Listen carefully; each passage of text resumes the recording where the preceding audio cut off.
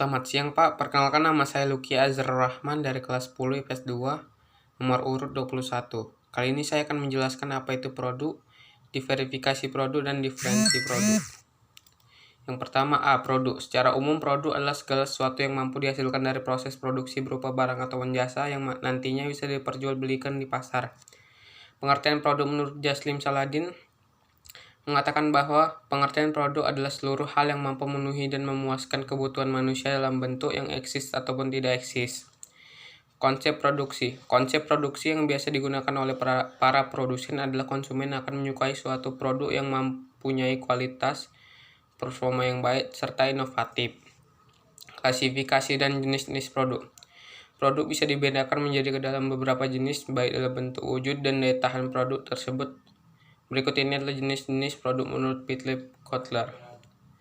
Yang pertama, produk konsumsi adalah seluruh produk yang bisa digunakan oleh konsumen tingkat akhir atau end user. Contohnya, produk kebutuhan sehari-hari yaitu sampo, bahan makanan, dan kebutuhan dapur. Produk belanjaan, produk khusus yaitu perhiasan, mobil, dan lain-lain.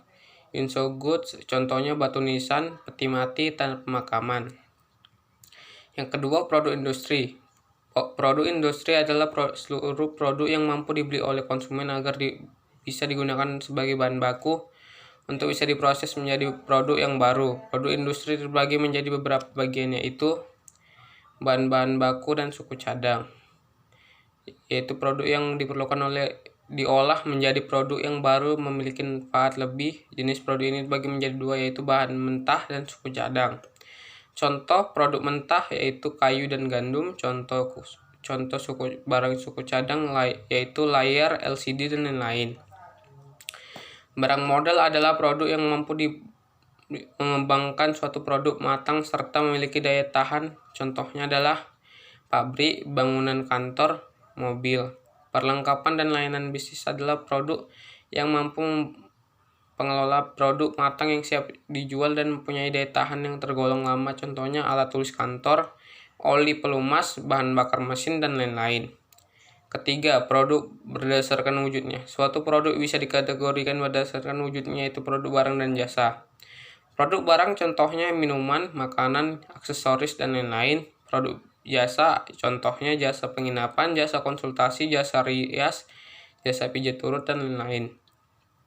Yang keempat, produk berdasarkan daya tahannya. Dibagi menjadi dua jenis, yaitu barang tidak tahan lama, contohnya pasta gigi, sabun mandi, parfum, dan lain-lain. Barang tahan lama contohnya laptop, smartphone, lemari, kulkas, televisi, dan lain-lain. B. Diferensiasi produk adalah pembedaan antara produk jenis baik dengan kompetitor maupun dengan produk inti yang kita miliki. Berbeda bukan berarti aneh, perbedaan ini membuat produk yang lebih unik dan menarik. Pastinya dapat memenuhi kebutuhan konsumen. Ada kalanya untuk dapat menangkan kompetisi dalam bisnis, diperlukan pembedaan dengan produk atau layanan yang ada di pasar, selain promosi dan juga segmentasi pasar. Hal tersebut ibarat antara dua mata rantai yang saling berkaitan. Diferensiasi mempermudah ajang promosi dan segmentasi.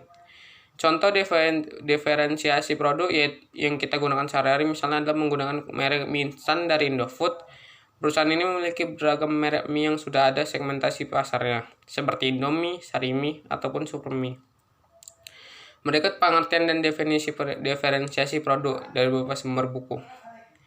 Yang pertama, menurut Madura, diferensi produk adalah upaya dari perusahaan untuk membedakan produk dari produk pesaing dalam suatu sifat lebih diinginkan.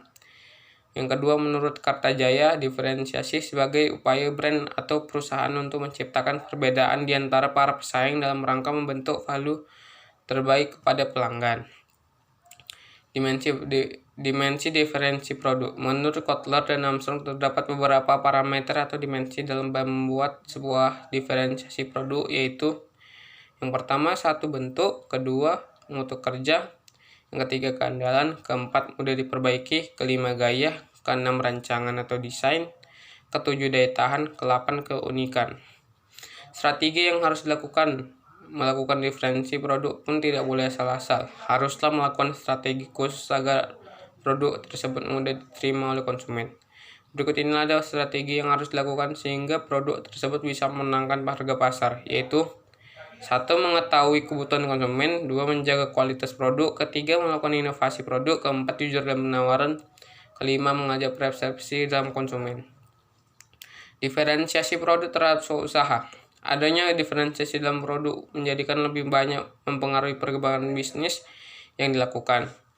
Hal tersebut tentunya akan mempengaruhi pada peningkatan penjualan dan keuntungan. Oleh sebab itu, bagi para pelaku usaha penting untuk melakukan hal tersebut. Diferensiasi akan menciptakan segmentasi pasar dan tentunya lebih mudah meningkatkan penjualan dan melakukan strategi pemasaran. Demikian, hal tersebut merupakan salah satu mata rantai yang utuh dalam ruang lingkup bisnis. Pengaruh diferensiasi terhadap perkembangan bisnis cukup signifikan. Bisnis ini dapat meningkat dengan pesat karena dapat dengan mudah untuk menguasai pangsa pasar. Hal ini merupakan bagian dari manajemen strategi bisnis, bagian dikutip oleh para ahli bisnis. Dalam melakukan pengembangan atau diferensi produk atau lain tertentu, dibutuhkan penganggaran yang baik agar semua rencana berjalan dengan optimal.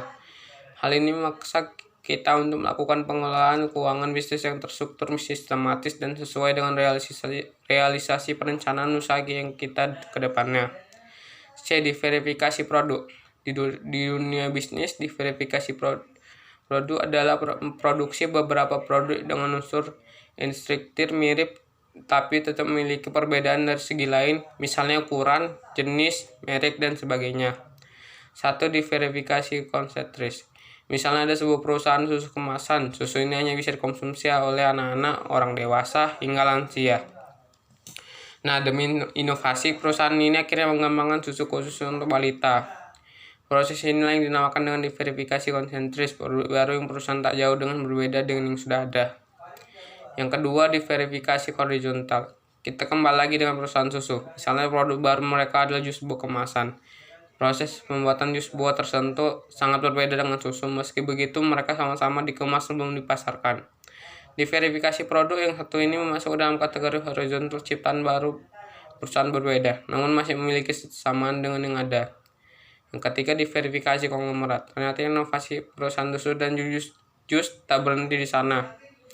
Mereka juga ingin menjual lemari pendingin yang tengah diminati banyak orang. Inilah yang dimaksud dengan diverifikasi konglomerat. Produk baru perusahaan sama sekali berbeda dengan yang ada, baik proses pembuatan maupun proses pasarnya. Pentingnya diverifikasi produk. Yang pertama, mengikuti perubahan zaman. Pada zaman dahulu, orang-orang harus pergi ke toko untuk berbelanja. Mereka bebas memilih produk apa saja asalkan masuk gerai dan membawa lembar-lembar rupiah. Di masa kini, hal ini tak akan relevan lagi. Orang bisa membeli apapun meski tengah tidur-tiduran di kasur dan tak akan memegang uang fisik. Sudah ada sistem jual beli dengan uang digital. Ini hanya salah satu di antara banyak inovasi yang mengubah hidup manusia. Yang kedua, mengurangi resiko. Memang inovasi punya bahaya tersendiri. Meski begitu, proses ini juga mengurangi risiko bisnis. Dalam usaha ada saja ancaman yang datang sana sini. Salah satunya adalah pesaing yang kompetitif, masalah dalam produk dan lain-lain. Semua ini tentu bisa mengurangi penjualan usaha orang lain. Sekian presentasi dari saya, maaf ada salah kata. Terima kasih.